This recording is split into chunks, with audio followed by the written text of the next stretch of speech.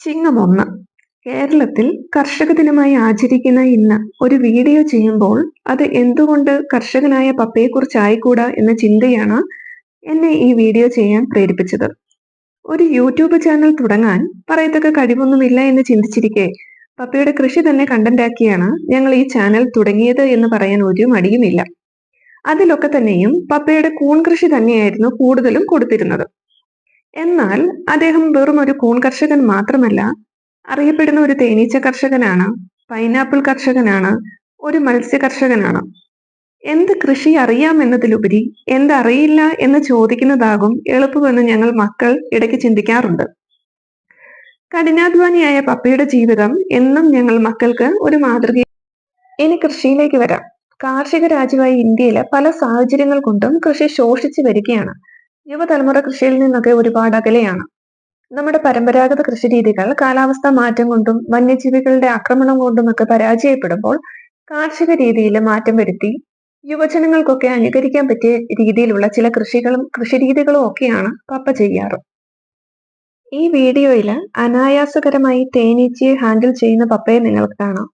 പപ്പ ഏറ്റവും ഇഷ്ടപ്പെട്ടും ഞങ്ങൾ മക്കൾ ഒരു കൈ അകലത്തിൽ നിന്നും ചെയ്യുന്ന ഒരേ ഒരു കൃഷി ഇതാണ്. ഞങ്ങളുടെ മഷ്റൂം ഫാമിന്റെ പേര് ഫാം ഫ്രഷ് എന്നാണ്. അതുകൊണ്ട് തന്നെ ഞങ്ങള് കടകളില് തേൻ കൊടുക്കുമ്പോൾ ഫാം ഫ്രഷ് എന്ന ലേബലിൽ തന്നെയാണ് തേനും വിപണിയിൽ എത്തിക്കാറ്. ഇനി കുറച്ച് പൈനാപ്പിൾ കൃഷി കണ്ടാലോ. 350 ഏക്കറോളം പൈനാപ്പിൾ കൃഷി ചെയ്ത് പരിചയമുള്ള ആളാണ് പപ്പ. കോഴിക്കോട് ജില്ലയിലെ അടിവാരം തൊട്ട് താമരശ്ശേരി വരെ പടർന്നു കിടന്നിരുന്ന പൈനാപ്പിൾ തോട്ടം ഒറ്റയ്ക്ക് മാനേജ് ചെയ്തിരുന്നത് പപ്പയാണ് എന്ന് വളരെ അഭിമാനത്തോടെ ഓർക്കുന്നു. ഇനി മത്സ്യകൃഷിയിലേക്ക് വന്നാൽ, ഒരു വരുമാന മാർഗത്തിലുപരി ഹോബിയായിട്ടാണ് പപ്പ മത്സ്യകൃഷി ചെയ്തിരുന്നത്. വിവിധ ഇനത്തിൽപ്പെട്ട മത്സ്യങ്ങളെ കൃഷി ചെയ്തിട്ടുണ്ട്. ഒരു വരുമാന മാർഗമായിട്ട് മത്സ്യകൃഷിയെ ആശ്രയിക്കാതിരിക്കുന്നതാണ് നല്ലത് എന്നതാണ് അതിൽ നിന്ന് പപ്പ പഠിച്ച പാഠം. ഇനി കൂൺ കൃഷിയെ കുറിച്ച് പറയുകയാണെങ്കിൽ, നല്ലൊരു കൂൺ കർഷകനും നല്ലൊരു കൂൺ കൃഷി പരിശീലകനും കൂടിയാണ് പപ്പ. കൂൺ കൃഷി ഒറ്റയ്ക്ക് ചെയ്യുന്ന ഒരാളാണ് പപ്പ.